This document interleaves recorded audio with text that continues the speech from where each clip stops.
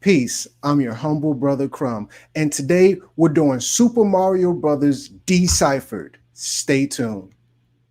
Brother Red Pill representing Know the Ledge, one half of the Twin Pillars. I am here rocking with Crumb TV. No, you are watching Crumb TV. You can find me on Crumb TV. You can catch me on Crumb TV. This is Chief Kalanago here at Crumb TV. I am Joy Allen of the Memoirs of a Karmic Dynasty in the Crumb TV studio. Honored to be on your program, brother. Peace.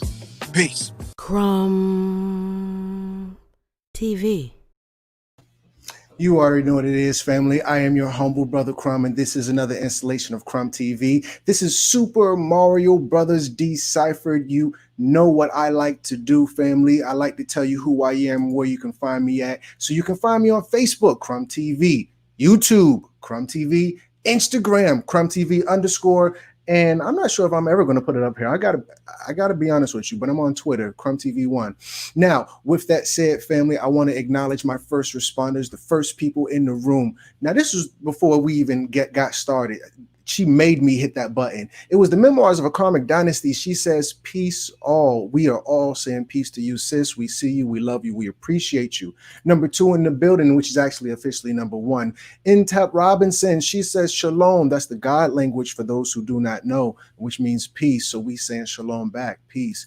Queen Mommy, she says, peace, family. And to all the family, we are saying peace back to you, sis. Number 3 in the building. Michael Phoenix, a good friend of mine, a brother from another mother. He says peace. We saying peace back. So with that said, family, this is the Mario Brothers Deciphered. Now, you know that I love to do the PowerPoint thing. So we got a PowerPoint coming up. I built this PowerPoint with, in this case, my master teacher. It is my good brother, the Taz of the Taz Show. Peace and love, brother. How are you? Just hit that good unmute button. Sorry about that. Peace, Brother Crumb. Thank you for having me again, and thank you for allowing me to come to the platform one more time. Peace and love to the family as well. You are most welcome. It is always an honor to have you. So we got the Super Mario Brothers Deciphered. I am kind of excited. I want to ask the family within a positive energy to comment, like, and share. And I wanted to ask you, brother, without further ado, could we get into it? Yeah, most definitely. Most definitely. So let me add this right here. So this took a lot of effort, so because it's a lot of stuff within the game, itself. So we grabbed everything that we probably thought was the most interesting and symbolic, and we put it together so we could present to the PowerPoint in a brief view of the symbology within the game. All right. With that said, we'll start off, I guess, with you wanna? No, I wanted you to take the lead, brother. Can you tell the people who you are, where they can find you at, please? Okay. Well, I'm your brother Taz. You can find me on all the social media platforms. You can find me on Instagram, under the Taz Show. You can find me on Facebook under Tasmaniac Wolf, and you could also find me on YouTube under the Taz Show. But at all times, you always find me at Crumb TV. So those are the platforms that you can find me at. And I also have a Periscope account, so if you want to follow me as there, I just recently started up there, so I'm trying to build a little bit of something over there. So if you want to follow me over there, you got an account, feel free to do so as well.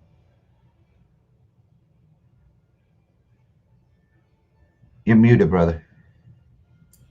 I said, shout out to the Taz Show. All right, let's move forward. Peace and love. So let's look at a little bit about the history that we could find, just something simple that gives us a go around of what it is about Mario that we know, or basic information for those that that might not have been around, because this is a game that was offered to, I guess to the 80s children, you know. So if you weren't born in the 70s or 80s, you were past that, you know. By the time you came, there was all types of brand new games. But it states Super Mario Brothers console game created by the Japanese electronic game manufacturer Nintendo Company Ltd, which was in 1985 for the Nintendo Entertainment System, the NES. The game, which was based on an arcade game, Mario Brothers, helped launch one of the gaming's most popular franchise. This was one of the biggest games out there that you know that we have experienced. Period. Even to this day, they're still big. I still go back and play Super Mario 1, 2, or you know, or the other ones. My children love Absolutely. Let's move on. so now, when we're looking at Super Mario and we're looking at Mario within the game, all right. The name itself in Latin, it says baby names. The meaning of the Mario is hammer or Mars or the Roman god of war. Also, one of the number of masculine varieties of Mary that came attributed to the Virgin Mary. All right, so Mario was attributed to the god of war. All right, and the god of war was in ancient Roman religion and myth Mars, which was Latin for Mars, pronounced Mars, was the god of war and also an agricultural guardian, combination characteristic of early Rome. He was the son of Jupiter, and he was the most prominent of the military gods in the religion of the Roman army. All right. So the representation of Mario just off the name immediately gives us that aspect of a Roman entity or a deity or a god per se. And you want to read the what's on the left, brother? Under Red Planet? Yeah, correct. On the red planet. Yes, sir. Absolutely. Let's see what we got here. As both the exoteric and esoteric ruler of Scorpio, Mars has a dual expression. It's the ruler of the desire. It's the ruler of the desire nature. On the esoteric level, this is the desire for physical incarnation, hence the rulership of Mars over Aries and the personality. Physical personality slash physical level. Is that me or you? That was you. Oh, the Yeah, it's a bell. oh no, the bell. Yeah, that was me. My bad. Oh no, you got it. Let me just hit that last sentence one more time. On the esoteric level, this is the desire for physical incarnation, hence the rulership of Mars over Aries on the personality slash physical level. It's here on the personality level that Mars reveals itself as a vehicle for sacrificing, as it's through physical incarnation that the soul is seen as descending into matter, thus sacrificing an aspect of itself for life is the denser physical world. It's that process, an aspect of itself for life in the denser physical world. I'm sorry, excuse me, I read that wrong. I'm gonna pull the PowerPoint up on my side. I was looking at it on the screen. My apologies, family. Here we go. Mario. All right, in 3, 2, there we go. I got it. Okay, sorry about that, family. Sorry about that. I had to pull it up on my side. Okay. It's the process which evokes the death of an aspect of one's higher self so that white Jesus.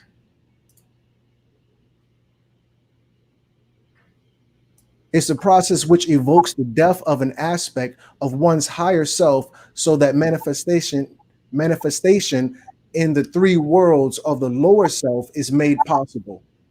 This is the mortification of the soul and the willing sacrifice of the light, which is love, so that it may be born into the world of man and thus be a benefit to humanity. The descent into matter is part of each of our paths. That's a lot of stuff to say, brother.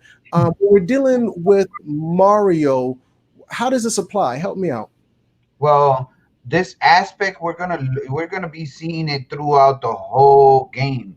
This aspect of him being traveling in between the physical realm into the spiritual realm, because he's gonna be traveling from one place to another. He's gonna go from the ground to the spiritual level, which is gonna be considered the heavens, and he's gonna go underneath ground to the lower levels, which will be considered hell. So this aspect of the of him traveling through through different aspects of life is going to be personified throughout the whole game, just like it is just with his name alone and the representation of the God of War. Because throughout the whole game is him against the whole game. Everything, there is nothing in the game other than the power ups, and that's nature that's helping him. Is not the game itself. Anything else that's within the game, itself, is built to try to trick him,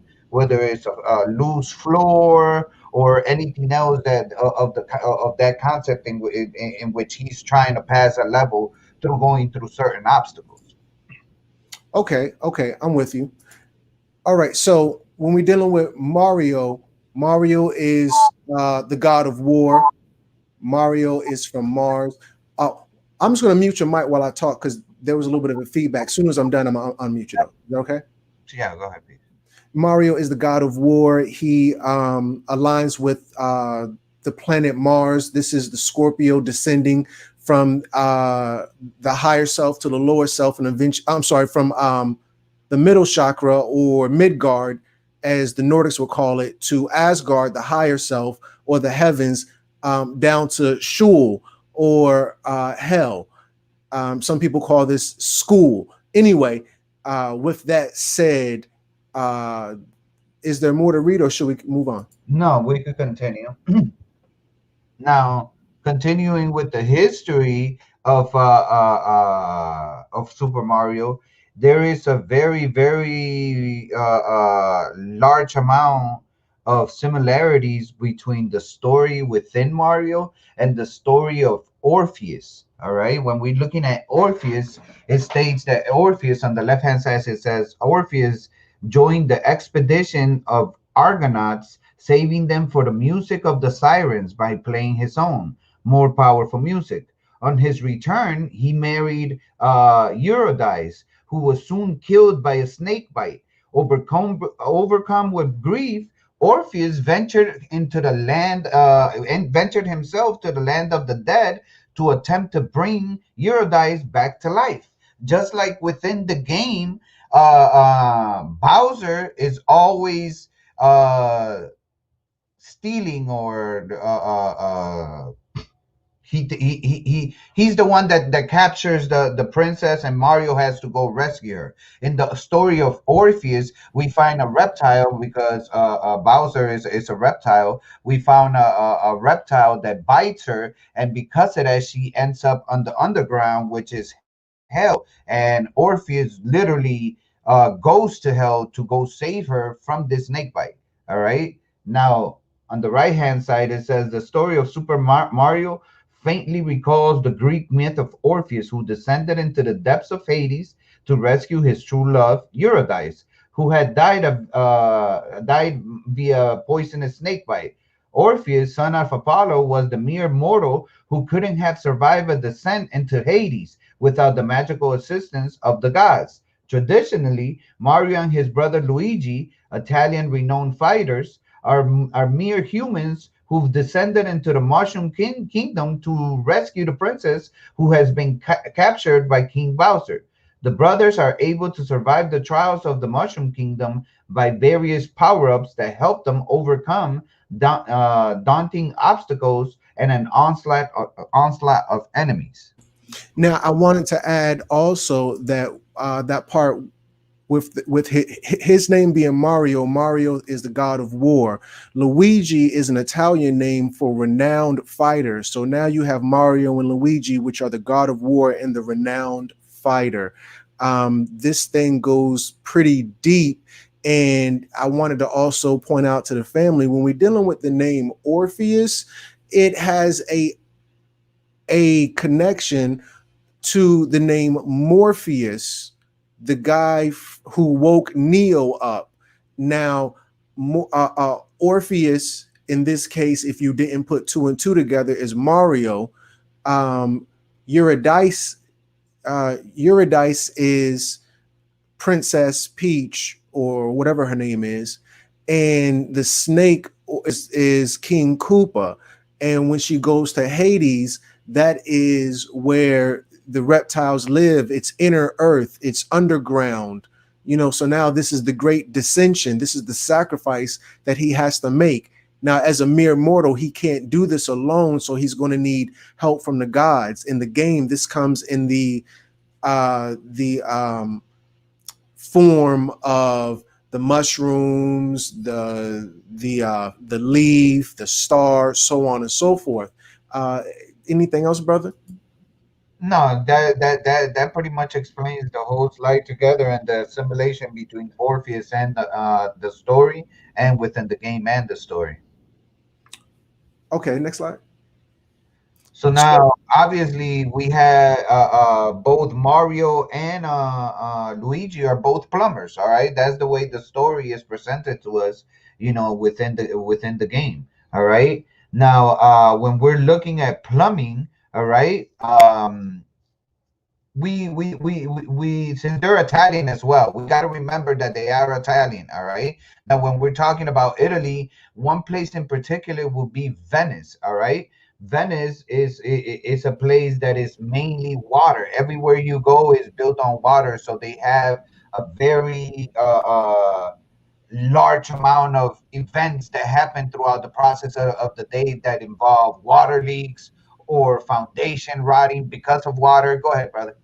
Yeah, I just wanted to add a little clarity to that. When we're talking about Mario, Mario, the game Super Mario Brothers was created by a group of Asians, if anybody wasn't aware of that. So now these Asians, they make a story about Europeans. Out of all the people these Asians could have made a story about, these Asians make a story about Caucasians, which we know as Europeans. A certain, because these were Caucasians of Europe. Keep in mind, Europe is not a continent. Europe is a peninsula. That means it's surrounded by water on three sides. It's a very watery place. Now, when we're dealing with Europe, I'm having some trouble. Oh man, white G. No, I don't like when my phone be listening to me. That's not righteous. So now when we're dealing with Europe, it's a peninsula, meaning it's surrounded by water on three sides. Now, the star of Europe is going to be Rome, because that was their greatest civilization. That's what was the most, that's the one they brag about. So now the capital of Rome was in Italy. Now, the family might not know too much about Italy, but one of the most popular tourist attractions of Italy is going to be Venice. And that's where we come to our first term when we're dealing with Venice, which is Rome, and we're dealing with this Asian peninsula that the Asians are telling us about. So, brother, can you tell me about this first term that we come across? Oh, I'm sorry. Here we go. Right. Well, when we first of all, they present us with the whole idea that Europe is a continent, and by definition, that is erroneous as it could be. It cannot be a continent because it's literally a collection of different islands. And when we're talking about a collection of islands, we're talking about an archipelago. All right. And an archipelago, like it says so in the slide, it says it's an island group chain cluster or collection of islands. And that's the reason why most of Europe, they have either two places. Either it's a very rocky mountainous place, or it's down below where there's a lot of water, whether it be rivers or there be lakes, or just literally Venice, Rome was literally built on top of water. Like the whole joint is like literally on top of water. How they did it, I have no idea. But it's literally a very very complicated place when it comes to plumbing to be able to keep up with. So they had to have the best plumbers. Now, to finish out the slide, it says Europe is not a continent, but rather an Asian peninsula and an archipelago. A lot of European establishments have been built on flood-prone areas. You have to have had the very best plumbers in this type of structure of society. In fact, Venice, the capital of northern Italy's Veneto region, is built on more than 100 small islands in a lagoon in the Adriatic Sea. All right, so it's a whole bunch of islands. This whole area is literally like scattered everywhere, and they just combine them together by building bridges from one island to another. So basically, what we're saying is when you're dealing with a society that is structured in this manner, you're going to need plumbers, and that's going to be a top-notch job. Let's continue on.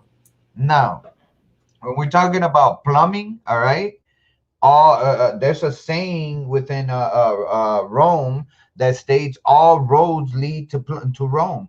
Well, in this scenario, since we're talking about Super Mario and the plumbing business, all pipes also do lead to Rome. And it states on the top, it says, as all roads lead to Rome, so do all pipes. Having one of the most sophisticated sewer systems, their extent reaches the borders of almost all of Europe. Thus, the phrase always leading back to Rome applies in both cases. Take Venice, for instance, city of water, the floating city, stretched across 117 small islands with the Grand Canal snaking its way right through it. The place is a masterpiece of plumbing.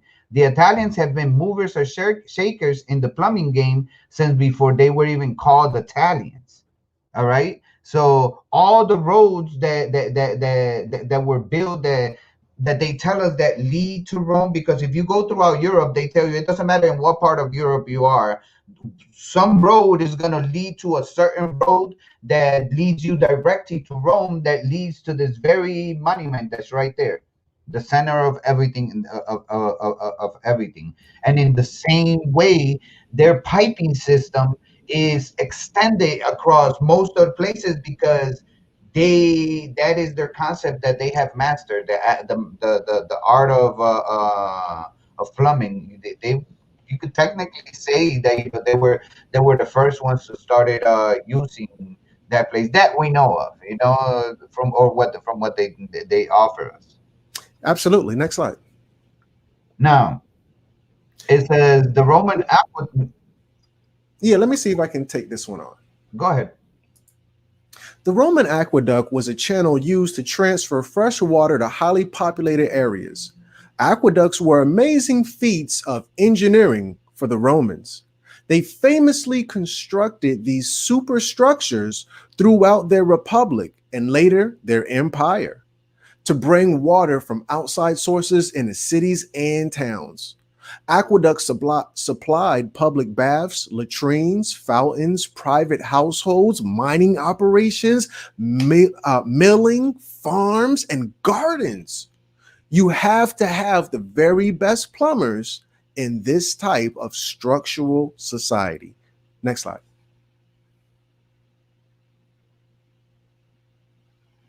Now, it wouldn't be right if we didn't go deep into the occult, because this is a story told to us from Asians about Caucasians, and we have to really look at the significance of what's going on. Now, with this PowerPoint, we've dedicated a large part of this to masonry. So this is what's going to initiate us into the craft. The word plumber just so happens to have a value of 33 in Pythagorean gematria. Gematria is when you assign a numerical value to each letter in an alphabet and then add the total value of words, sentences, or phrases. There are 33 degrees in the Scottish rite of Freemasonry, and Freemasons seem to have a thing for using gematria to hide secrets in plain sight. So when we look at plumber, we're going to see a value of 7, 33, 42, 59, which there's only single digits. So 7, 3, 3, 4, 2, 5, 9, all adding up to 33 according to the Pythagorean system. In addition to that, when we're looking at this picture of Pythagoras, brother, what do you see here? Can you add some value to the picture on the right, on the left?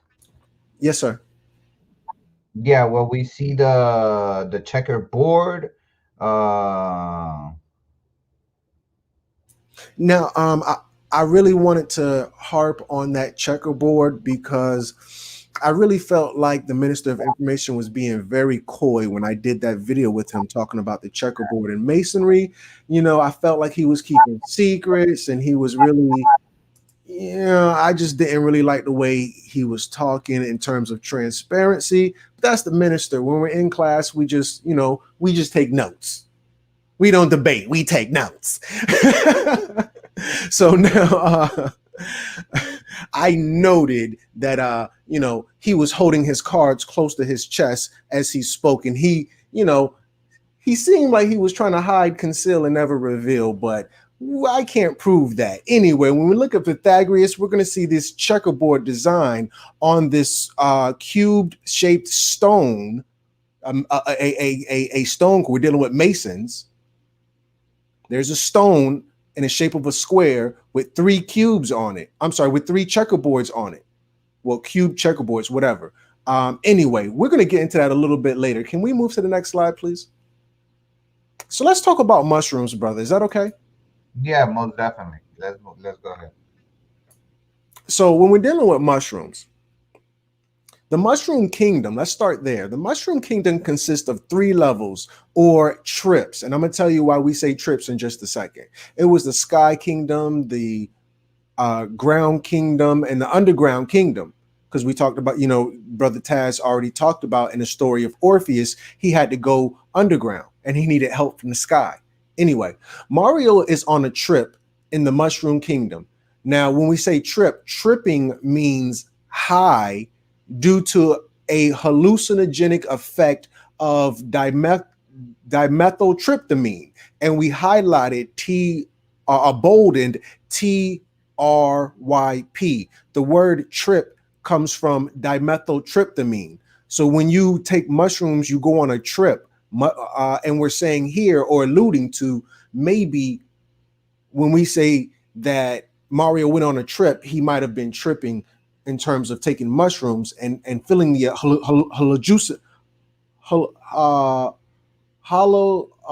hallucinogenic effects of dimethyltryptamine. Sorry about that, which is a mind-altering chemical in what they call shrooms. That's what the Tamahoos call them, shrooms. The entire Super Mario Brothers game consists of hallucinogenic or tripping. The original power-up mushroom is modeled off a real-world fungus called Amantia muscaria, which is a poisonous and commonly found worldwide mushroom. I'm sorry. Please add value, brother. Yeah, most definitely. And when you're looking at Amanita muscaria, it's very common. It's not something that is not found easily. And we're looking at something that the hallucinous the hallucinogenics effects that it has on you when you ingest it, you go on a trip. You're definitely going on a trip when you do it. And this is exactly what the first thing that Mario does when he comes into the game. He can't begin anything within the game unless he starts tripping. He has to, the first thing in any game, unless you already have a power up that you could utilize and gain an advantage before you start. But in all the games, the first thing you have to do is acquire a mushroom, because in order for you to be able to go through these obstacles throughout the game, you have to be in hallucinating, because you're gonna be seeing certain things that are that are not commonly known. You're gonna be seeing this big ass turtle coming at you, and that whole trippy feeling of the game it's invoked or started, and it comes about, and then it reaches higher levels, but it starts with the mushroom. Absolutely. And we see that in the game, the mushroom looks exactly like the mushrooms in the game. Moving on. Would you like to take this one? Yeah. Now when we're looking at mushrooms, it says another symbol for it, it's another symbol for the Kundalini energy and the Kundalini experience. It is thus a symbol of enlightenment, with the stalk representing the spine and the little cap at the top of the stalk, that the open crown chakra. The symbolism is quite good, as it shows the fountain-like effect of the energy when it does happen. It does has exactly the same symbolism to the thyrsus and the palm tree, the grains and the grain stalk, and a host of other symbols, all meaning the same thing. There are those who imbibe magic mushrooms who seem to think that it is a symbol of drug taking and the visions and hallucinations that follow drug taking. Thus, if one sees a mushroom drawing on an old wall, it signifies a sort of get your mushroom experience here. So the representation, even symbolically, it brings you back to the Kundalini experience, because when you end up getting high, that is what you're doing. You're stimulating your pineal gland, and that stimulation of your pineal gland is what's bringing about this higher self, this higher form. Absolutely. Let's continue. Now, I'll take the lead on this one if you don't mind. Okay, so mushrooms. Mushrooms reproduce via airborne spores that float up into the sky and only come down when it rains at night. Hence, the Native American mythology says that mushrooms come from the heavens. The Amanita muscaria is the red and white magic mushroom that grows almost exclusively beneath pine trees. It is the most iconic toadstool species.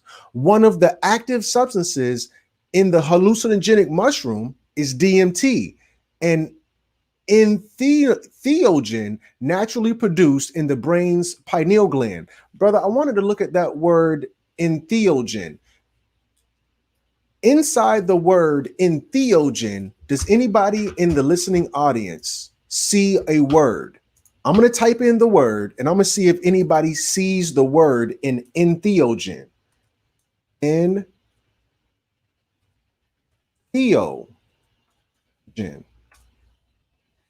Boom. When we're dealing with this thing, they're calling it entheogen. This is something in the brain in terms of the pineal gland, and the word theo is there.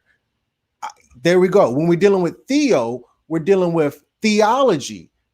Now, when we're dealing with theology, well, what is theo? What is theology? Theology is the study of God, theo meaning God. So now you have this hallucinogenic mushroom that's producing DMT, which is the same thing that is produced naturally in the brain. And it's growing under a pine tree. And we know when we're dealing with the brain and the DMT, we're dealing with the pineal gland. And this mushroom is growing under a pine tree almost exclusively. Can we move forward? Facts, most definitely. Now, right here, it says, this is the gross anatomy of the brain.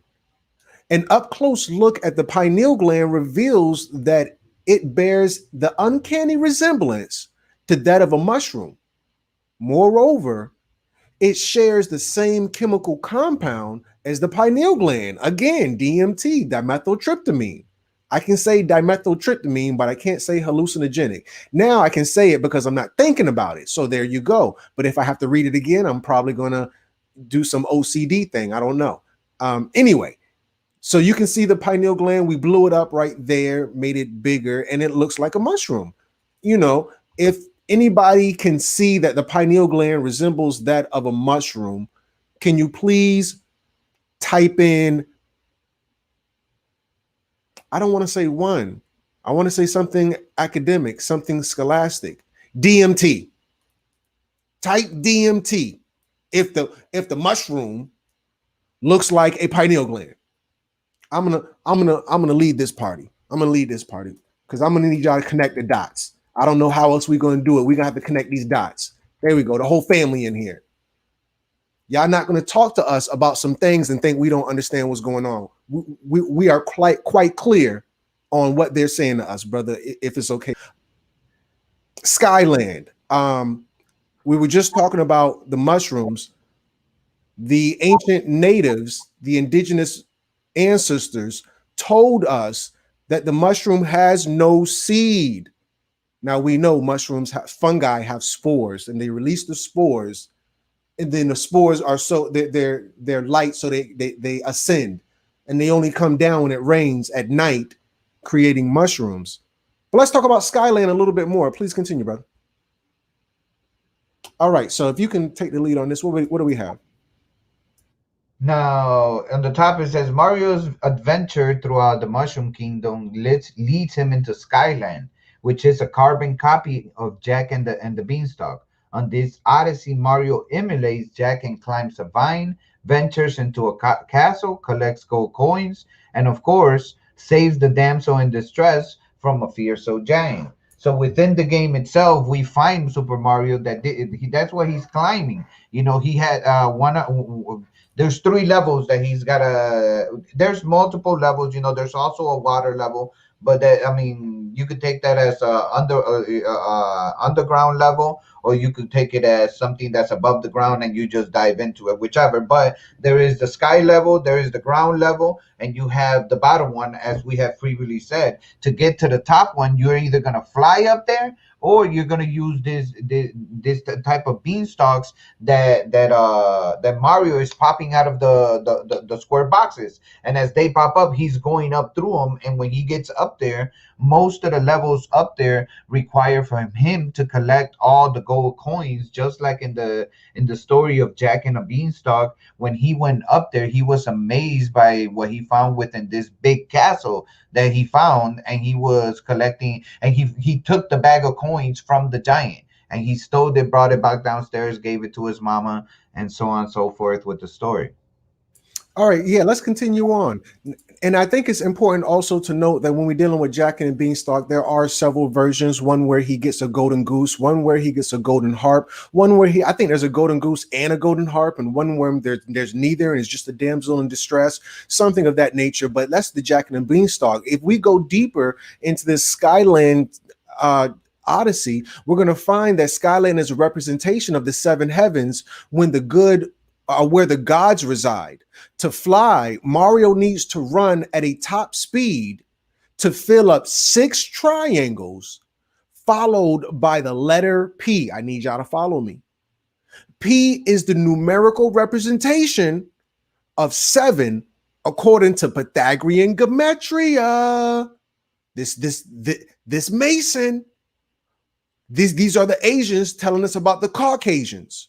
Moreover, if Mario gets a winged P, like we have right here to the left, he can fly nonstop throughout the whole game. Well, the level, the board, if he's not hit. So now we have run top speed, 6 triangles followed by a P, which according to the gematria is the number 7. I guess this is not deep for some folks. Can we just go to the next slide, brother? My apologies. Let's moving on, moving on. Jack, Jack and the Beanstalk. We know when Jack gets to the top of the beanstalk, everything's bigger. In Skyland, in addition to that, everything is bigger. Most notably, King Koopa, who represents, in this case, God. He's the biggest thing there in these heavens. It's important to note that even when Mario powers up, he is still small. If you look in the right-hand corner, the top right-hand corner, he's still small. Look how big the turtle is. Look how big that what is that right there? That question mark cube is. Look how big all of that stuff is. He's not even small Mario, but he looked like small Mario because everything's bigger. Yeah, look how big he is right there in front of Koopa. Koopa's big as hell, and he's like small as hell. So now this is just continuing with the Jack and the Beanstalk theme, where he's small when he gets to the higher levels. When he gets amongst God and them, he feels small. He's inferior. So the Skyland, everything is bigger, most notably King Koopa, who represents God. It's important to note that even when Mario powers up, he's still small in this world. In theme with the original folktale, Mario has to fight the giant. This is also in line with David and Goliath battle. Keep in mind, David used 5 stones. These are the 5 elements that Mario has to use, the 5 senses that Mario has to use to conquer the reptilian, who was really himself. Because keep in mind, the inner side of your brain is the reptilian brain. You just fighting self, family. There is no devil. But let's continue on if you don't mind. What do we got here? Oh, yeah. Matter of fact, let me just read this slide, and then you can take the next one. Go ahead. So King Koopa has 7 children. We dealt with the 5. We got to deal with the 7. He has 7 children. What an occultic number that correspond with, of course, the 7 chakras. Once these subterranean reptilians come from their underground layers, they show a dragon-like tendency to fly by any means, whether that be technology, growing wings, riding clouds, so on and so forth. Even an airship, which might be called a spaceship or what have you. And I think this in terms of Skyland needs to be noted as we move forward. Next slide. So you can take this one, brother. All right. Now the fire flower, these are some of the power-ups that Super Mario or all the other characters acquire throughout the process of them being within the game. The fire flower is the second power-up aside from the mushroom that they run into. And it says all games are on planes. All right, they're on levels. This plane is composed of 3 levels: sky, heaven, and the underworld, which is hell. The water world represents Lemuria, Atlantis, which is an underworld too. As he travels through these worlds, he must be high to attain the rest of each of the world's powers. In order to attain fire power, he must already be high on shrooms. Otherwise, he can't elevate in his hallucination. Technically, Mario goes from shrooms to herbs. Now let's decipher this fire flower, what this fire flower represents. All right, so that's pretty much the thing. He starts off with the mushroom. That's how he gets high, and this flower is what elevates him once he's already high. You want to add something, brother? Yeah, he definitely can't take the flower if he doesn't already have the mushroom. He has to be higher to a certain level to get to the next level of consciousness or hallucinogenic reality, whatever you want to call it. Yeah, let's go to the next one. Poppy symbolism and poppy flower meanings. You can take this one if you don't mind. All right. It says these thoughts on the mid. Now, when we're talking about the fire flower, all right, we're talking about the poppy seed, all right, because this flower that's presented within the game, we actually find it, outside in the real world, the same way that we find the mushrooms that he starts to get high with. All right. Now, when we're talking about the fire flower, we're talking about the poppy flower. It says these thoughts on the meaning of the poppy symbolism are inspired by a dream I had, which is pretty uncanny as the poppy is a symbol of Morpheus. Let's remember in the beginning we stated that Mario was a representation of the god of war, and what was it that was related with Morpheus? Orpheus. Orpheus, the story of Orpheus. When we look at the name Orpheus, we also do see a resemblance or a similarity to the name Morpheus. All right, and it says the Greek god of dreams. All right, remember in the movie The Matrix, Morpheus woke up Neo from his long sleep, from his long slumber. He was sleeping in a pod. This association is so appropriate because the poppy is a powerful symbol of dreams, visions, and the psyche. If you ever seen a poppy in its process of growth, you've observed just before blooming, the bud hangs his head, heavy with the promise of blossom. In fact, the cocoon bud seems to droop in some in somnolence. Somnolence? Is that sonoluminescence or Where are you at? in somnolence? I believe it's in somnolence. Yeah, that's good enough for me. Some as if chanted, or perhaps the bud is pregnant with floral dreams. Most of us are familiar with the hypnagogic, hallucinogenic, narcotic properties of the poppy. It's no secret opium is derived from poppies. The ancient Greeks knew this too, and so we see another link to Morpheus and poppy symbolism. Morpheus lived in his own world, a world of dreams, fantasy, and complete non adherence to a traditional reality. He was destined to live here and rule the realms of the dreams. It was in his genes. He was born from night. His mother is Nyx, the goddess of night and darkness creations. Morpheus' dad is Hypnos, the deific governor of sleep. This speaks of potential found in unconventional reality and messages wafting up through our dreams like a sweet fragrance, waiting to be recognized. All right. If if I could just chime in right there real quick, when we're dealing with Morpheus, I felt like you were even telling the story of the Matrix, and I felt it to be so uncanny of the connection to the Matrix. Like, dag, the Morpheus character is really being embodied with this Greco-Roman mythology. Facts, facts, facts. I saw that same similarity when I came upon the information. Now the name of this flower is the Papaver californicum. That's the scientific name, and it's a species of poppy known by the common names as fire poppy and western poppy. It is endemic to California, where it is found in central western California and southern California. It grows in chaparral, oak woodlands, and other habitats, often in places that have recently burned. All right, and that's a lot of places that we find that. All right, you want to take this one, brother?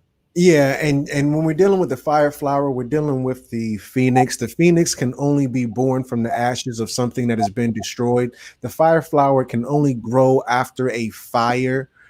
So certain minerals have to be in there, certain carbon, because when things catch on fire, they turn black. And we're going to see where this is a to show that things have to come out of the triple black darkness. This is a fire flower. This is a phoenix. These are things that are born from the ashes, started from the bottom. Now we hear type of thing. And I know it's, oh, well, that's silly, but yeah, it's still accurate. I guess I can read this one, brother. Let me go to the slide on my personal one. Where are you at? Scrolling. I think I found you. All right. So poppies are also sacred to Dedemer, who or Demeter, because I was looking at my cousin name. His name is Demetrius Dedemer. Oh, I'm sorry, Demeter. Poppies are also sacred to Demeter, who was said to concoct an infusion of poppies like a tea in order to sleep through her sorrow while Persephone was absent. The theme of sleep is carried through as Persephone's cynical excursions to the underworld were timed with the seasons. So now when we just if I can pause right there, a lot of people will tell you sleep is the cousin of death. I think it was Nas who said that. I never sleep because sleep is the cousin of death. We rest. We don't sleep, we rest. Anyway, she would leave her mother, Demeter, in the winter. Demeter in the winter to join her husband, Hades. Her absence marked the winter. Her submersion in the underworld signifies a kind of closing the shutters and slumber in the cycle of life. According to our circadian rhythm, this would be called hibernation. Poppy symbolism is also or perennial in terms of plants. It dies in the winter, comes back to life in the summer. Poppy symbolism is also associated with the Maludhara chakra. Poppies come in many colors, but they're typically dressed in red, the chakra color corresponding to the Maludhara. Further, this chakra, let me get my cursor. Further, this chakra prompts human awareness to be fed from rich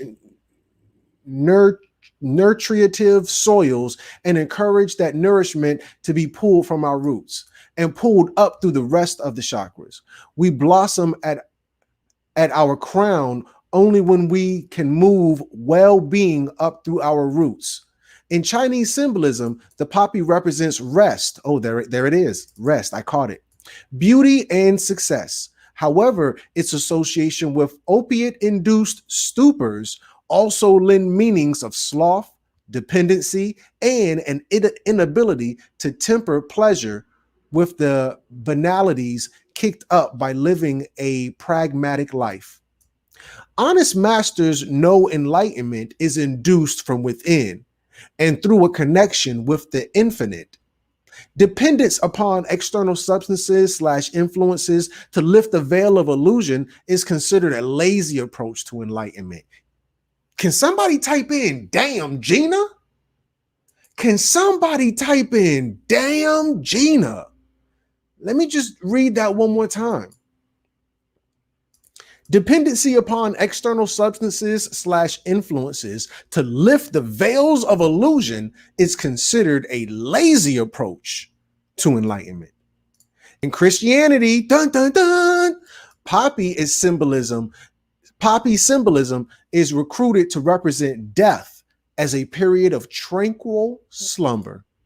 This association is seen in metaphor as the red petals of poppy symbolizes the blood of a sacrificed Christ. Themes in resurrection and immortality, meaning salvation of the soul, blossom as the poppy and the spirit never really die, just renew and ascend. Can we continue, brother? So we did talk about the fire flower. It's only right that we talk about the ice flower. Can you take it away?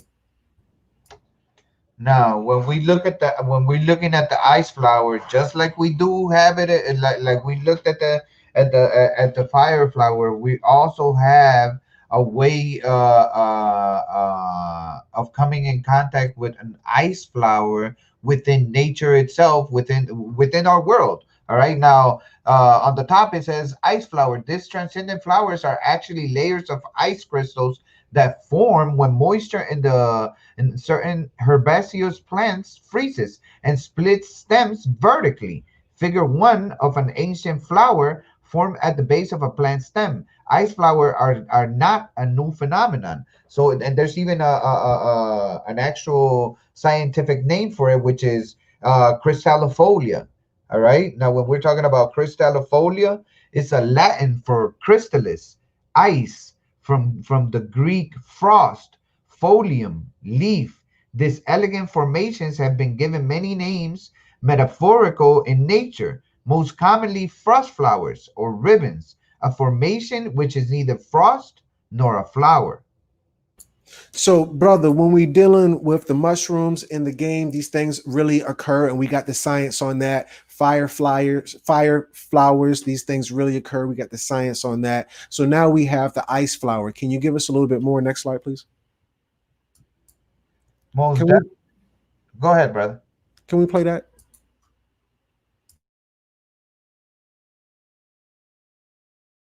One case of the fire. One case of the fire flower.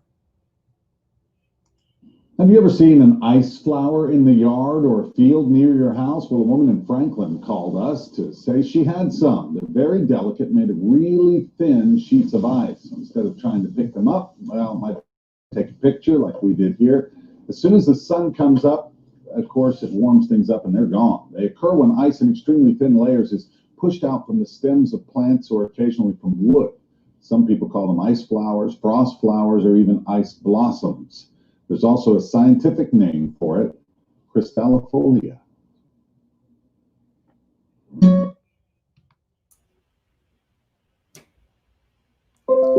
you ever seen an ice flower in the yard or... Quiet. Sorry about that.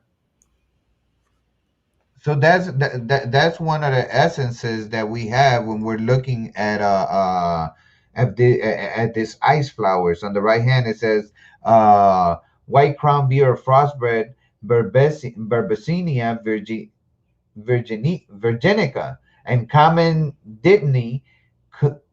I have no idea what these names are. It says are two of the most native plants that produce ice flowers. So these plants up here with the weird names, they're the ones that more than likely end up turning into these ice flowers in North America. A few other plants produce such ice forms under the proper conditions.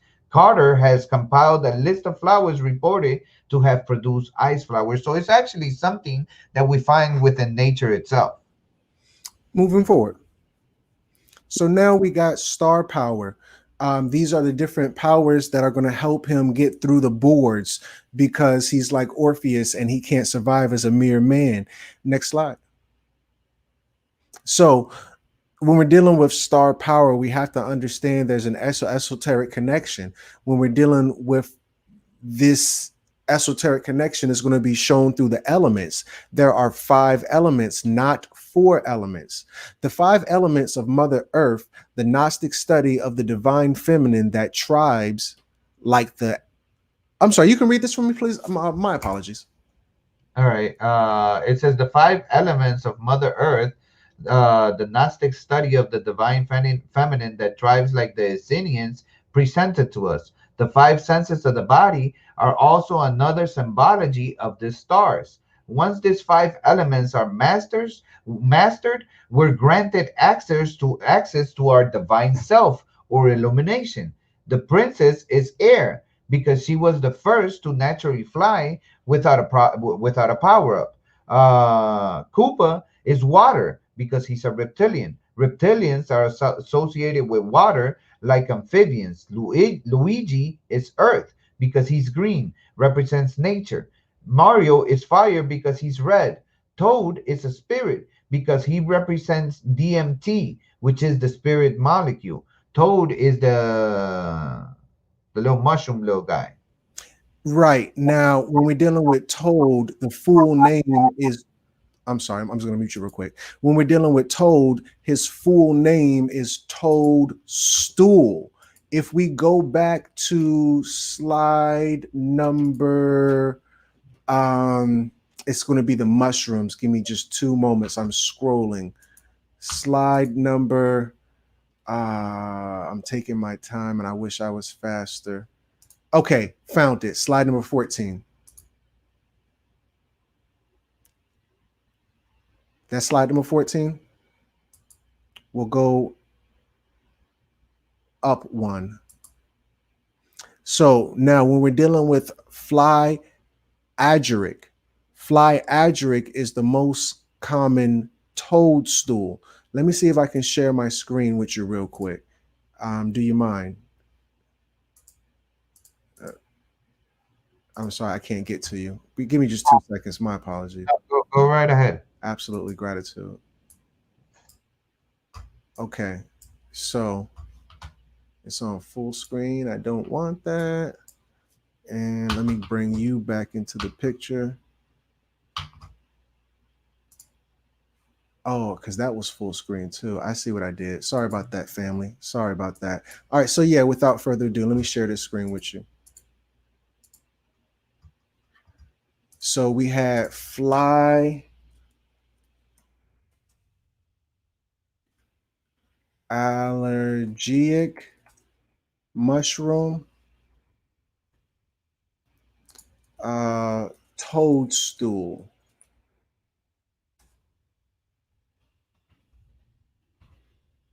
I'm going to type Control F TOAD.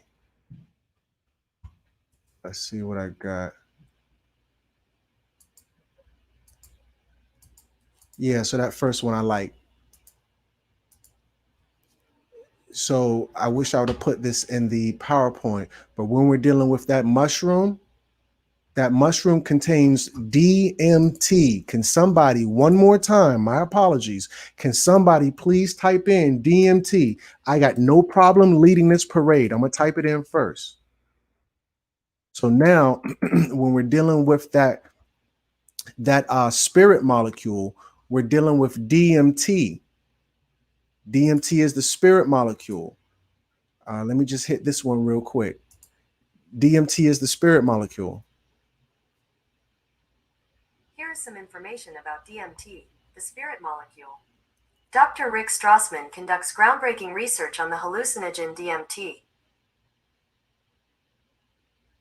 Anyway, I don't know about that dude, but when we're dealing with DMT, this is the spirit molecule. I think, Rick Strassman, that's who they're talking about. We should have put this in a PowerPoint. My apologies. We can go back to your screen, brother. What slide were we on when we're dealing with the star power? 31. So yeah, when we're dealing with star power, the mushroom represented the spirit. Going forward, the power-ups make Mario temporarily feel invincible. What drugs have this effect? The icon for this power-up could have been cocaine from the festive 70s, where the star is flashing like, a party strobe light and the disco music is playing. Could you play that music real quick, brother, to let the people hear it? Oh, I'm sorry. I got you muted. I think you got yourself muted.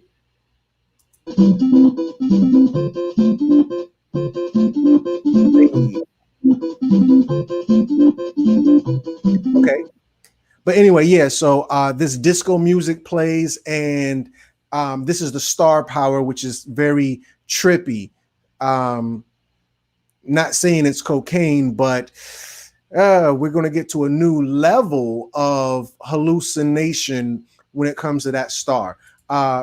If you could, brother, continue.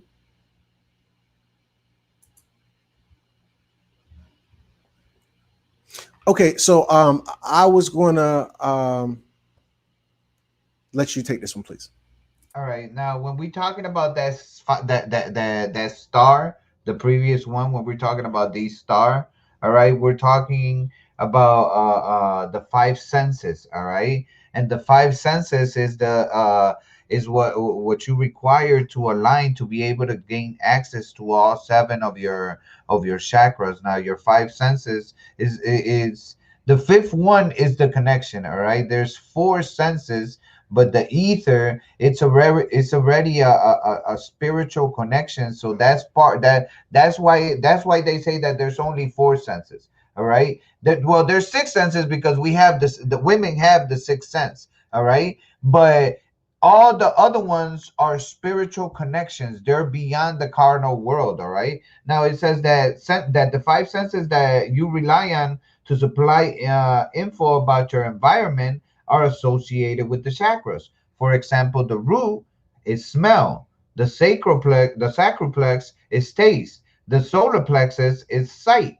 The heart is touch. The throat is hearing. Now the third eye is psychic intuition. All right, or the sixth sense. The crown chakra isn't associated with a sense, as it is the sense of consciousness which processes the combined input of all the other chakras. All right. So through the five senses, all right, which is the acquisition that Super Mario makes when he acquires this star. Now he's almighty and all powerful. Can nothing stop him? As a matter of fact, usually when you hear the music that Brother Crumb played for us within the game, which states that you have the star power, you most people take off because they know that aside from you falling in a hole, ain't nothing gonna stop you. It doesn't matter what it is. It's nothing gonna kill you unless you fall in. That's the only way you could die is if you fall into a hole.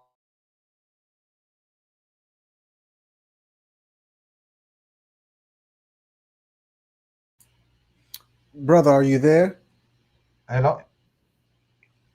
Yeah, you still there? Yeah, I'm here. Are you? Can you hear me? Yeah, I can hear you fine. All right. How far did it cut off for a long time? No, no, let's just go to the feather. All right.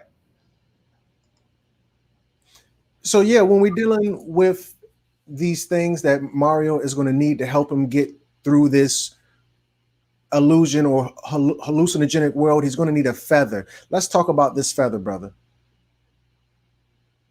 So feathers have always been ubiquitous across a cornucopia of cultures, ranging from the West Indian celebration of Carnival to mainland America's indigenous dream catchers. Super Mario Brothers dives into the occult with the veneration of such a sign and a symbol. So we're going to see where he gets this feather and it helps him fly. We're going to see the pictures of the dream catcher with the feather, Nubuju Ali with the feather, the girl celebrating Carnival in Trinidad with the feather, and of course the chief with the headdress of feathers to show his status. Next slide. You can take this one. Now, when we're looking at feathers, also feathers are a powerful. It says feathers are a powerful symbol of hope and spiritual growth. A feather is a communication from the higher heavenly realms. Flying represents being free. Birds fly at will, thus being symbolic of freedom. Humans dream being free to spread their angelic wings and feel the wind beneath. Birds represent good luck, prosperity, love, abundance of wealth, as well as knowledge. Crows, owls, ravens, cardinals, blackbirds, vultures, and sparrows can represent death, as they can bring messages of a loved one's death. These birds work with the spiritual world, and they are known for renowned wisdom. Feathers are also associated with angels, and demons. All right. Now, you want to add something, brother? Well, I wanted to see if you can break down these pictures we got here. All right. Well, for example, the picture that we have first of the green bird, that's the quetzal. Is the bird that has a lot of a lot to do with quetzal cult within the Mayan and the Aztec tribes of before. The feathers are symbolic within those cultures, and they are very they symbolize freedom and the will of the people. So the symbolism is there, just like in the right we find the ways of Maya. Just like when you come and see her, she weighs your heart against the feather. If your heart outweighs the feather, then then you're good. Yeah, the Libra scales of justice. She's going to weigh your heart against a ostrich feather. What do we got here at the bottom? At the bottom we have Buddha, his representation is the feathers of the, what is this animal, Peacock. The peacock. The peacock within the Asian community is very, very symbolic. Specifically, the feathers that plume out of his back. And of course, this deity needs no introduction. That is the serpent, the feathered serpent, what we would call a dragon, Quasicodo or Quasicodo, the same as the bird. Well, yeah, correct. This is more of the Chinese culture, in which is also it is a dragon, but the feathers of the dragon are considered representation of knowledge, wisdom, and royalty. Okay, can we move forward? Next slide. Now, I thought did we skip a slide? I thought it was one that's supposed to introduce us to Yoshi. Maybe not. Let me see. No, we didn't have a Yoshi slide in there. I don't know how I made that mistake. Okay, so the next slide was going to be about Yoshi, and I'll go and start to read that. If I were to ask you to name a bad reptilian in Super Mario Brothers, several of the usual suspects would come to mind. However, not all reptilians are bad. In fact, Yoshi isn't only a prime example of a good reptilian, but also an example of how the real bad guy wasn't a reptilian at all, but rather a troglodyte. And I have right here on the far right, it says that Yoshi was not wearing a saddle. That was a shell on his back. He's a reptilian just like Koopa. Keep in mind is King Bowser, who is the king of the Koopas. Anyway, let's talk about how this guy, is a good reptilian who's been taken advantage of by the troglodytes. So for starters, Mario rides Yoshi, but the apparatus on Yoshi's back is not a saddle, but rather a shell. Next slide. Yoshi is not only openly hit by Mario, but Mario can put Yoshi in harm's way and cause a hurt and terrify Yoshi to run in a state of panic. Now, before I read that next sentence, can anybody remember when you were riding Yoshi and Yoshi would take a hit for your petty tail, Yoshi taking hits for you, and then Yoshi would force you, would buck, you would get off of Yoshi's back and Yoshi would run around. That's because of you. That's negligence. That's negligence, family. Let me continue reading. Mario then has to catch Yoshi, indicating that Mario was negligent, and Yoshi is a slave being held against his will. You don't even take care of Yoshi. Yoshi's also forced to store miscellaneous things in his mouth for long periods of time. Look at Yoshi's face. Does it look like Yoshi's in pain? Look at Yoshi's face with that stuff stuffed in his mouth. Does Yoshi look like he's uncomfortable? Mario Fat Tail is in this jank chilling, and Yoshi's suffering. He's suffering, family. If held for too long, Yoshi will spit those things out. I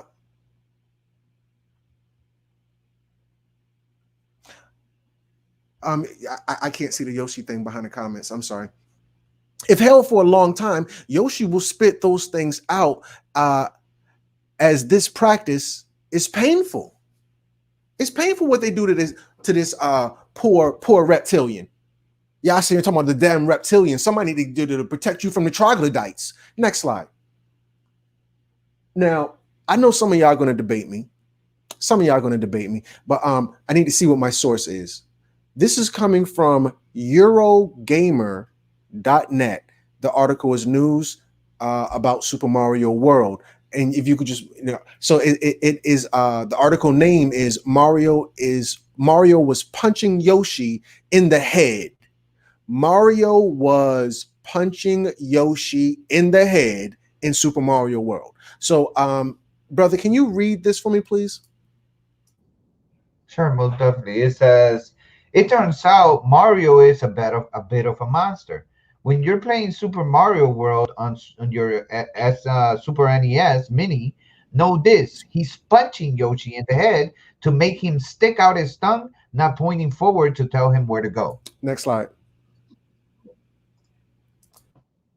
So now when we're dealing with this whole thing with Yoshi, they're going to be a group of people who come up with this BS fan art saying that Mario was pointing. That's propaganda, people. The reality is that Mario was clonking him on the back of the head to make him stick his tongue out. Next slide.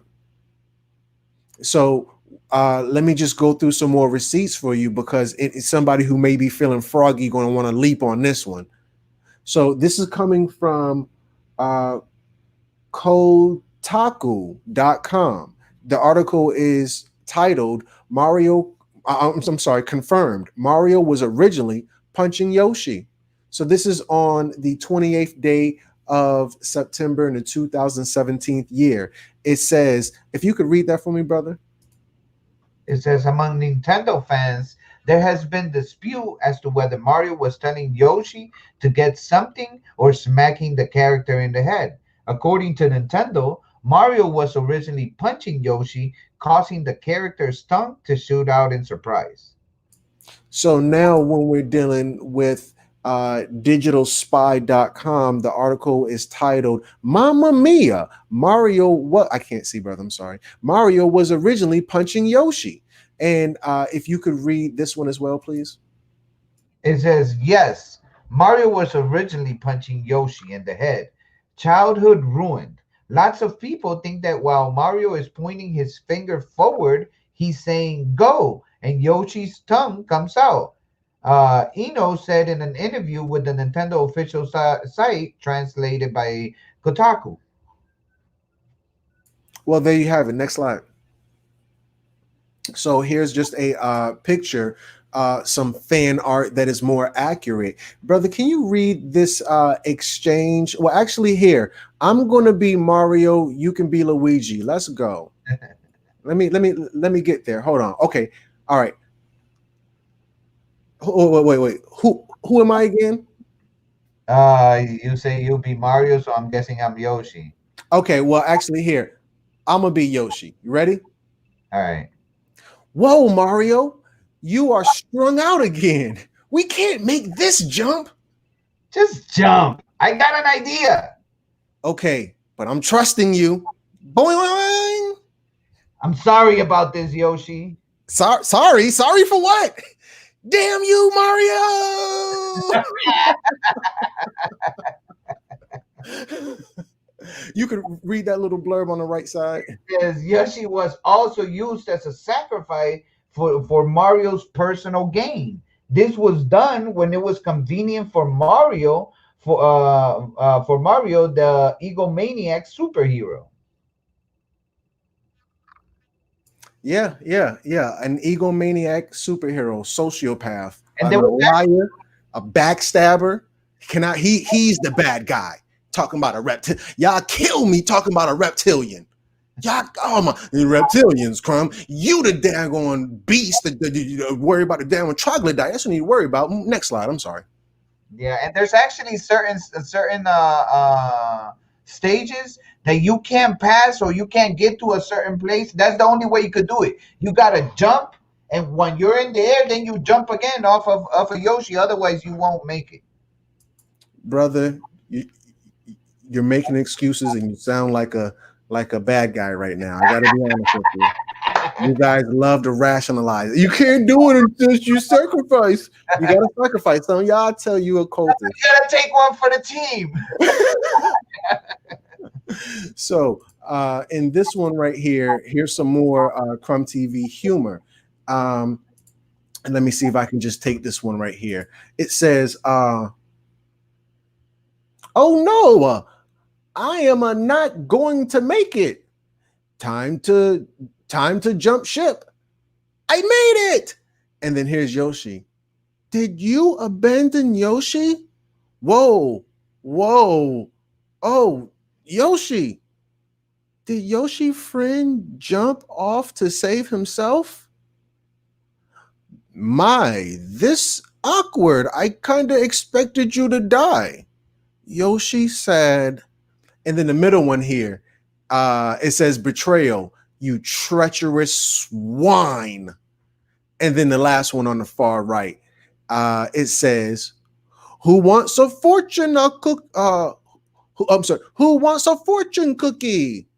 And then let me just see if I can see what the fortune cookies say. So Mario says, you will get a kiss on the nose soon. Luigi says, you will inherit a lovely mansion. That's a code, family. Something happens with a mansion. I'm not going to tell you right now in terms of Luigi's mansion. I kind of told you. Third one is, what is this guy named? Yoshi. It says, your best pal will dump you in a pit to get a second jump. Can somebody type in, damn Gina? Can somebody type in, damn Gina? So with that said, next slide, please. Let me just be a little more petty. I'm gonna read this one, then we can go to the next one. Poops eggs out, throws it with baby Yoshi inside of it. This is Yoshi is seeming like he's been indoctrinated. He's been, I don't know what's going on with Yoshi. Yoshi the troglodyte and got the Yoshi. Moving forward, next slide. Underground. So we talked about Skyland. Let's talk about underground.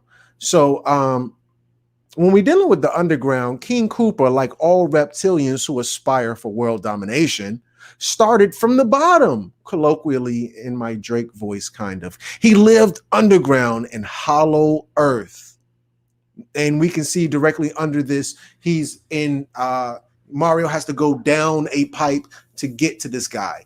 The next one in the middle, it says underground bases, reptilians, and the battle for humanity, which this article oddly fits what was happening with Mario because he had to go underground to King Koopa's base to have a battle for humanity. Oh, wow. Okay. And this last one to the furthest to the right, it reads, let me see if I can make this bigger for my eyes.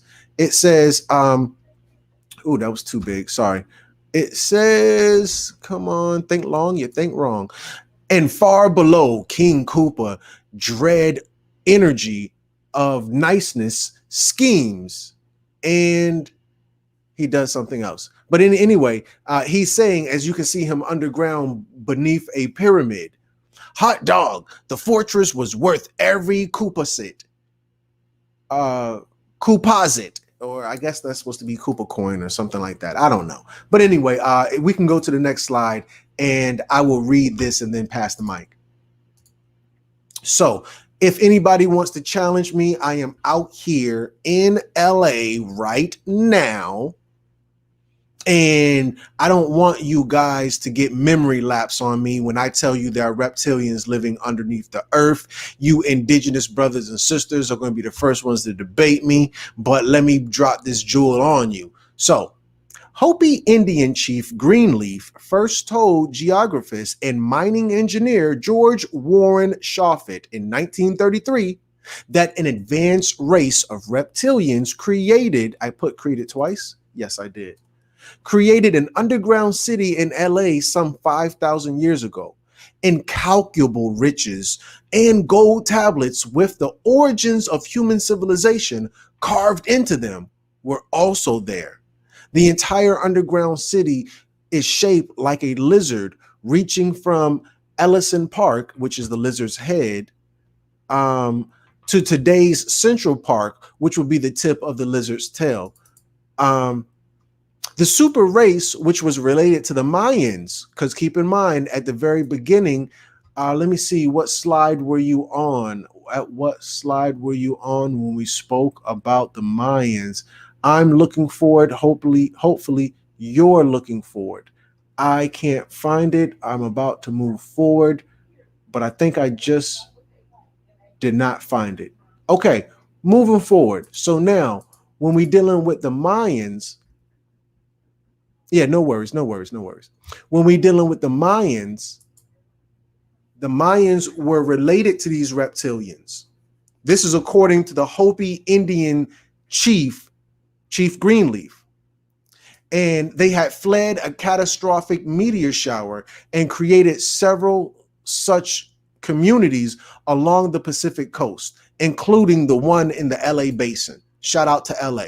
The reptilians were so intellectually and technologically advanced, they used mysterious chemicals to dig a network of some 285 tunnels, fully equipped with chambers large enough to house over 1,000 families who lived off a store of food and water placed there by these Mayan tribes. This is all according to the Hopi Indians. In addition to that, this is well documented in the LA Times, who wrote a piece called "Did Strange People Live Under Sight of Los Angeles 5,000 years ago?" That's the LA Times. So with that said, brother, can we go to the next slide and you can take the lead? Now let's talk about bricks, all right? Because bricks is one of the main things that that Mario does within the game. That's how he acquires his power-ups. That's how he gets to certain places. But it says breaking bricks is particularly interesting because it gives us a clue to the architects who designed the world Mario has ventured into. Bricklayers are called masons. One might wonder if Freemasons have anything to do with the strange madness that is the world of Super Mario Bros., as it seems he is an adversary of the craft. That's the Masonic craft. Next slide. All right, so now that we've talked about, what was that we just talked about? The brick. Let's talk about the eagle. Facts. All right, so I'm gonna take the lead on this one. So now, this thing with the eagle should have actually been placed in white. I'm fixing it on my side, but the family can't see it on their side. No worries. But if anybody wants this PowerPoint, you can just email me at crumbtvads@gmail.com for this PowerPoint that I clean up as I talk to you. All right, so now, like the square and compass symbol, the double-headed eagle motif is one of the 32nd Scottish Rite Freemasonry's most recognizable symbols. In the 1993 Super Mario Bros. Movie, the King's Throne has a Masonic symbol that also oddly fits into the Mario's cover, indicating the word Mason, not Mario. So let me go through these pictures right here. Brother, can you delete that bird off of the Super Mario's to the far left? There's a bird. Delete that bird. I put that bird there, and the brother just deleted it because he has access. So, well, he has editing rights. So now to the far left, we have the cover of the movie Super Mario Bros. Titled at the very top, "This Ain't No Game." If you could just tap Control Z, hold Control, tap Z.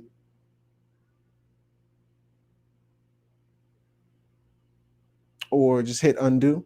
There we go. All right, now make the screen bigger again. Full screen. So now I put this PNG of the double-headed Masonic eagle over the picture of the cover for the movie. No, I'm still to the far left, because we're going to see where this double-headed eagle has two heads. The Mario Brothers equals two heads, and it if you take that crown away, it almost forms an M, which would make you wonder, when we're seeing the M that's on Mario's cap, does that mean Mario, or does that mean Mason? Now in the movie that fits this Masonic iconography and regalia slightly, we're going to see, well, Crumb, that's not enough receipts. In the movie, Princess, well, actually, here, let me just read this. In the movie, Princess's father was turned to a fungi. That red circle is around his throne. Directly under that red circle, if you look, he's turned into a human again, and now he's sitting on his throne. His throne that's inside of the red circle, that's a double-headed bird with a crown on it, just like in Masonic regalia or Masonic iconography. Next slide. Now that was the movie. Now let's talk about these turtles. I want to talk, talk about these turtles. Now I want to talk about this because this whole PowerPoint, we've been talking about the indigenous people and what they said of how mushrooms come from heaven. We talked about the indigenous people and what they said in terms of the other things prior to this. So let me just read this point, because the family going to say reptilians are bad, but turn around and tell you, oh, we indigenous, Crumb. You don't believe nothing the indigenous people are held sacred. Stop it with that. I'm an internet indigenous, just like these fake I'm an internet more. I'm not dealing with you people. Because you just talk about it on the internet and you don't believe anything about the actual thing. So now, while the turtle is a bad reptilian in Koopa's kingdom, the turtle was revered in Native American mythology. Turtle Island is the name of the earth, or for North America, used by U.S. indigenous and First Nations people by some indigenous rights, and some indigenous rights activists. The name is based on a common North American indigenous creation story. So moving on to the next slide. If you go and look at Super Mario Sunshine in that actual game, which was on GameCube, in the game Super Mario Sunshine, there is a turtle island. So I don't want you to think that Crumb is reaching when I say you better look at these reptilians a different way. Stop saying reptilians are bad and then want to talk around. I'm indigenous, Crumb. No, you're not. You're a European who talks indigenous talk on the internet. Moving forward, next slide. Now, I was going to ask if you could take it from here in terms of these turtles, brother. What do we have? Now, within the game, these turtles are one of the ones that are menacing Mario the most. Is like they're leading the charge within it. Now, they also have symbolism within the game when we're talking in regards about these turtles. Now, it says the turtle is a symbol of another Masonic secret society, the Fabian Society, whose motto is, when I strike hard. If Mario gets gets a turtle shell, he can kill multiple opponents with one blow. The only other power in the game with this same effect is the star. All right, but within that in itself, anything that the turtles touch, they're bringing you down. Whatever power up you have, if you have a fire power up, they're gonna shrink you down, or they're gonna take the power up away. When they hit you, they hit you hard, and that is the representation of this secret society that we also find throughout the whole process of all these turtles being all over the place. So it's pretty much like the Masons against the Fabians. Now, I wanted to also point out that when Mario gets fire power, he has to shoot. You have to press that button several times. You got to tap it several times for a bunch of fire to come out. When he gets the mushroom, he gets big. You have to jump several times. When he gets ice power, you're going to have to shoot several times. When Mario gets that shell, he just hits you. All you got to do is hit that button one time. And if there's a bunch of bad guys in front of you, that shell will knock all those bad guys out the park. This shell, when it hits hard. The firepower, you got to shoot it several times. All these things. If Mario gets that shell, he can. The only other thing that can do that is a star. With the star, you don't got to press no buttons. Just run. With the shell, all you got to do is press one button. Any other power, you're gonna have to press a bunch of buttons. This is indicating that this shell has a power that even the other ones don't necessarily have. Can we go to the next slide, please? So if you could just give us a little more about the Fabian Society, brother.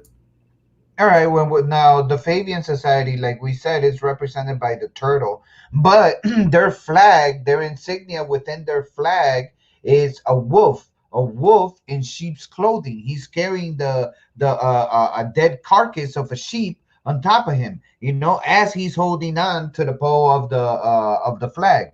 Now, within the picture on the left, that is the picture right here of the wolf in sheep's clothing. Now, it says the Fabian Society is Britain's oldest political think tank since 1984. The society has played a central role in the political the ideas and public policy on the left. The Fabians originally were an elite group of intellectuals who formed a semi-secret society for the purpose of bringing socialism to the world. Powerful. Do you want to continue on, or should we go next slide? Yeah, let's go to the next slide.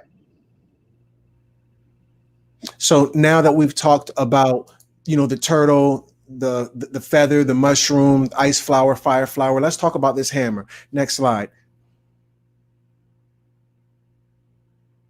So let's talk about Hammer Mario. The hammer is essentially a masculine force, and when striking or crushing, it represents justice and revenge.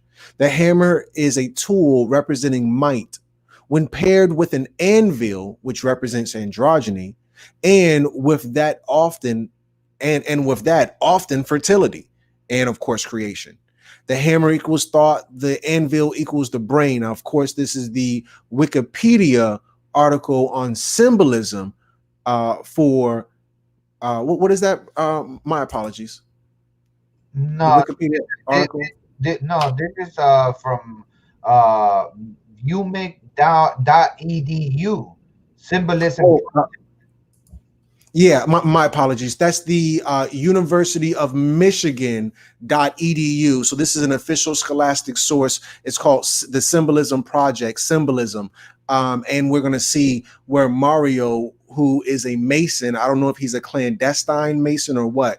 We're going to see where he has his hammer. We're even going to see Super Mario Maker, which is a game on the Wii U, where he is in what I would say full Masonic garb.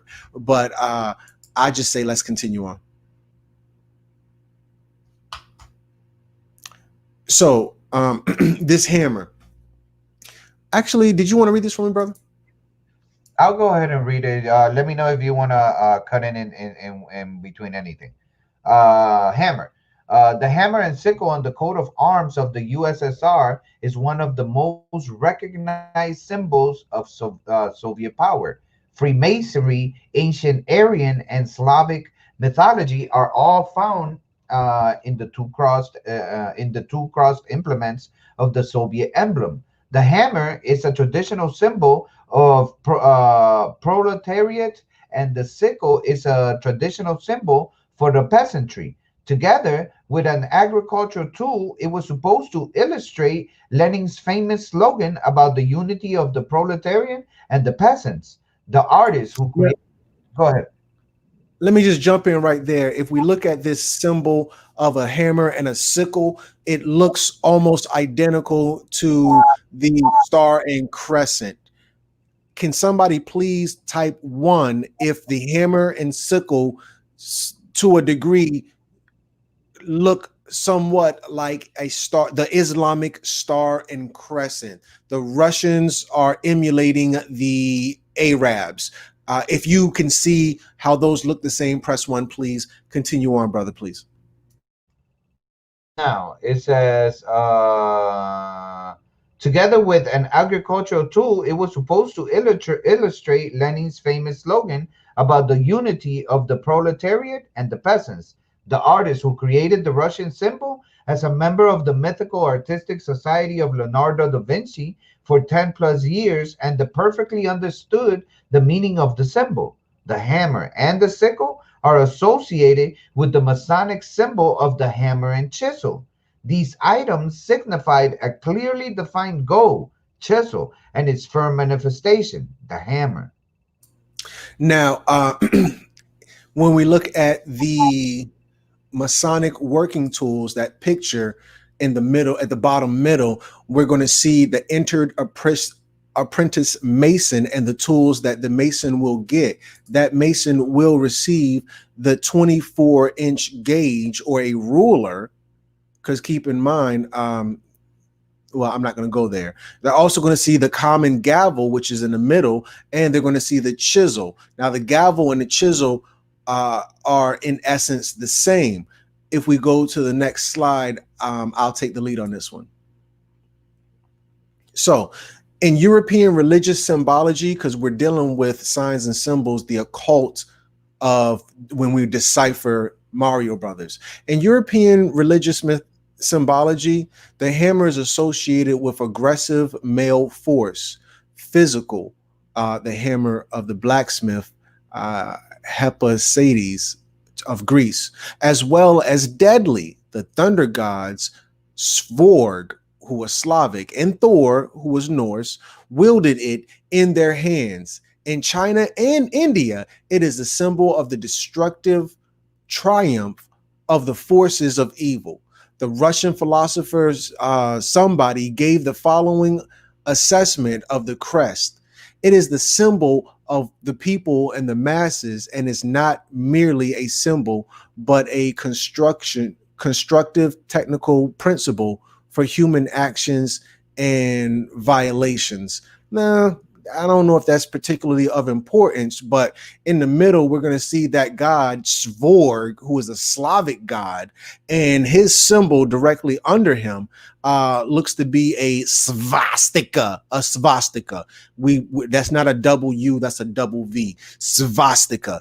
And of course, to the right, we're going to see Thor. He's very popular. So let's go to the next slide. I don't need to elaborate on him. Okay, yeah, next slide.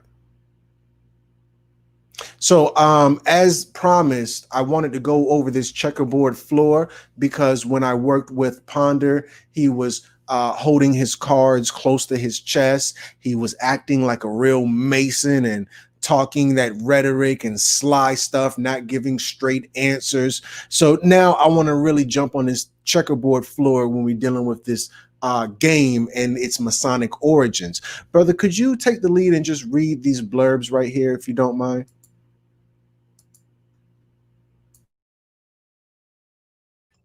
Most definitely. It says the Masonic pavement. The black and white checker floor has existed in temples since the times of ancient Egypt. More than simply decorative, the Mosaic pavement bears a profound esoteric special meaning. Today, it is one of Freemasonry's most recognizable symbols, and it is the ritualistic floor of all Mason lodges. The pavement is the area in which initiations occur and is emblematic of human life, checkered with good and evil. Right. This is the Mosaic pavement in Solomon's temple. And this is how the Masonic lodges are constructed in emulation and copying of Solomon's temple. And we can see all of these Masonic pictures at the very top with the checkerboard floor, and even the one to the far left with the checkerboard floor and a star in the middle. And it looks like it's two stars, one behind the other, the one on the far left. It looks like there's two stars in that picture, one on top of the other. Let's go to the next slide, see can we make heads or tails of this. So the introduction to the Super Mario Brothers 3 game literally sets the stage for Masonic mayhem. The very first thing you see in the Masonic staged equipped with the iconic cherry red curtain and checkerboard floor. When you play the game Mario, the first thing you're going to see is that cherry red curtain and that Masonic floor. Then the cherry red curtain comes up and it says Super Mario Brothers 3. Select player 1 or player 2. Press 1 if you remember seeing this, but you didn't realize you were looking at masonry. Press 1 if you didn't realize that there was a Masonic secret right in front of your face and they were doing this to the children. Why is this done to the children? Just like the cigarette commercials, just like the vaccines, just like in the games and the cartoons. Next slide. So this Masonic theme has been a staple of the game and the Masonic Lodge. Mario's connection to Masonry has been consistent throughout the game and consoles generations and evolutions. I mean, does anybody see what I see? It looks damn near like Mario's in the lodge.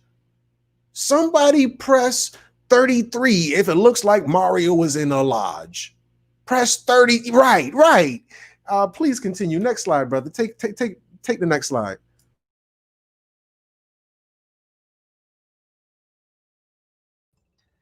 It says this Masonic theme has been a staple in the game and the Masonic Lodge. Mario's connection to Masonry has been consistent throughout the game and console generations and evolutions. No, Mario's star on a checkered floor. And this one in the that we have here, if I'm not mistaken, this is with the that box that they with the GameCube. No, not the game. Was it the GameCube? Yeah, GameCube. The GameCube. That's that one. That's when they introduced the whole 3D world, and that whole world is very Masonic in nature. So when we look at the picture on the far left, we're going to see a Masonic lodge with a checkerboard floor and a double star in the middle. And it looks like one star laid on top of another, and the one in the background is a little darker, and the one in the front is lighter. If we go and look at Mario in several of the scenes, and this one in particular, we're going to see where Mario is on a checkerboard floor with that same star that's overlapped on another star, and the star in the back is a little darker than the star in the front. Let's go to the next slide. What is already understood need not be explained. When we're dealing with the Masonic Lodge, we're going to see that cherry red curtain and that checkerboard floor. Brother, I'm telling you, Brother Ponder, the Minister of Information, we did a video on a checkerboard floor. Go watch that video and you tell me, is the Minister of Information acting like a Mason?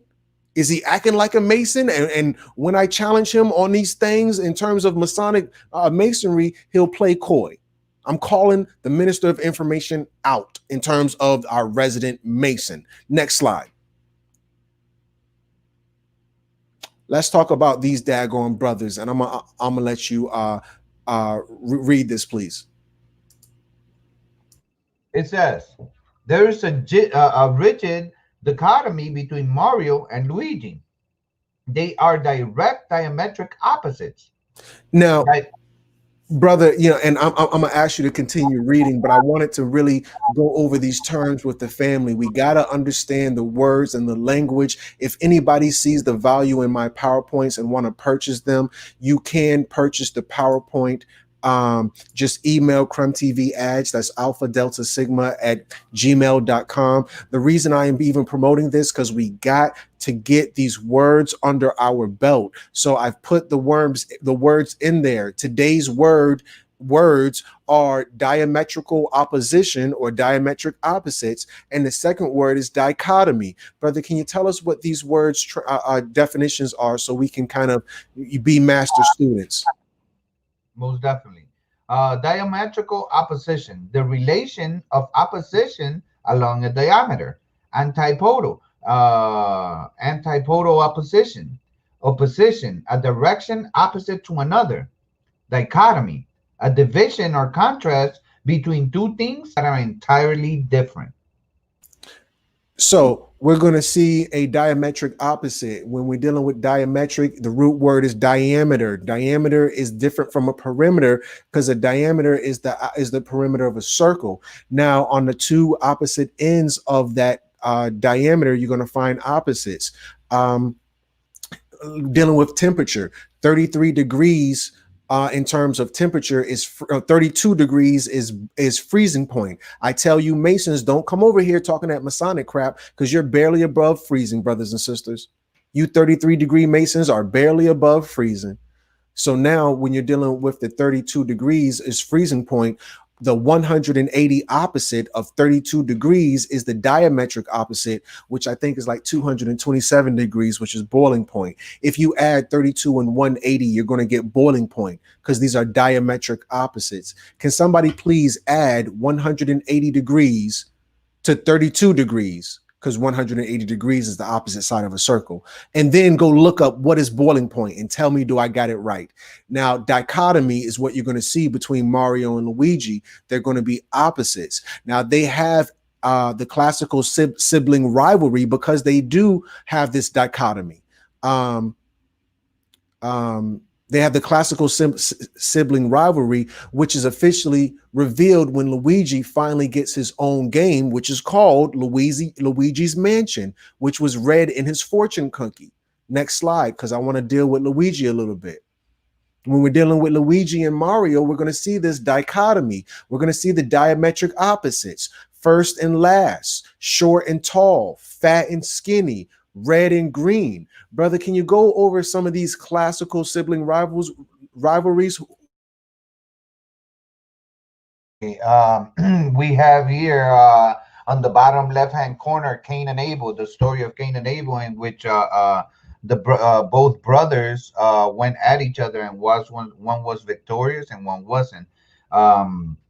We have the story of Enki and Enlil. We have the story of Thor and his brother. What is his brother's name? Loki. And obviously, we have the first two sons of first two sons of a bitch, which is the Romulus and Remus. Right. Next slide, please. So now that we've talked about this dichotomy,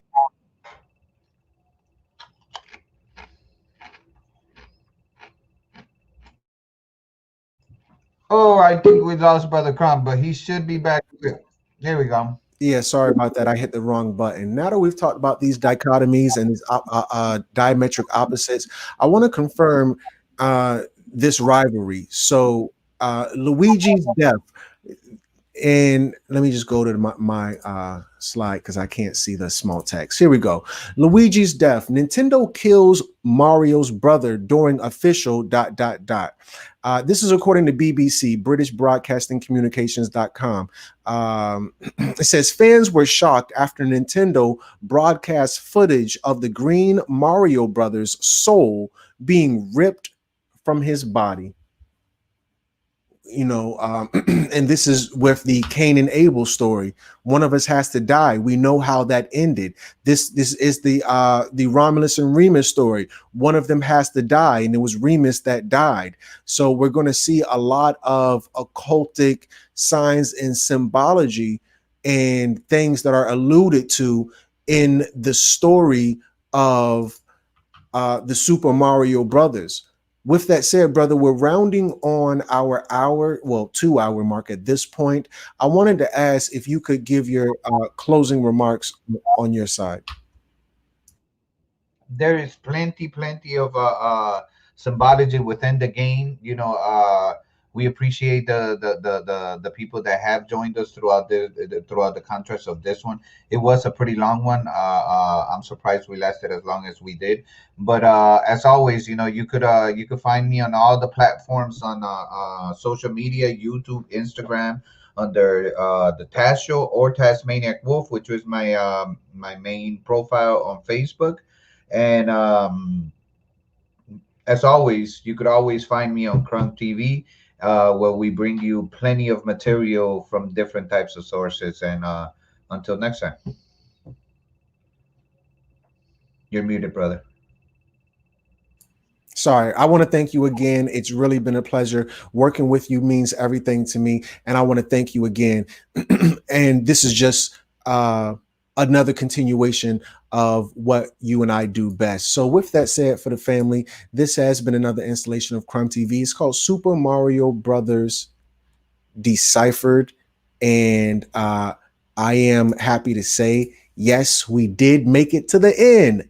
Game over. If you want to play again, insert coins to continue. But in all seriously, if you want to play again, you're going to have to email me at crumbtvads. That's Alpha Delta Sigma ADS, crumbtvads@gmail.com. If you want access to this PowerPoint or any other PowerPoint that I have ever done. If there's a PowerPoint that you've not gotten, that's because I don't have it.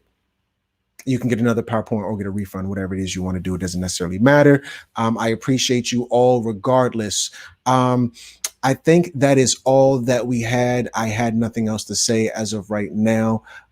Further updates on my birthday party will come in more videos. So with that said, I do want to ask the family, please comment, like, hit that share button, hit that subscribe button, hit that follow button if that is something that you really want to do, if it really resonated with you. If not, don't hit the thumbs button, family. Just go in peace. That's all I'm asking you to do. So with that said, I'll take my own advice. I'll leave you the exact same way I came to you.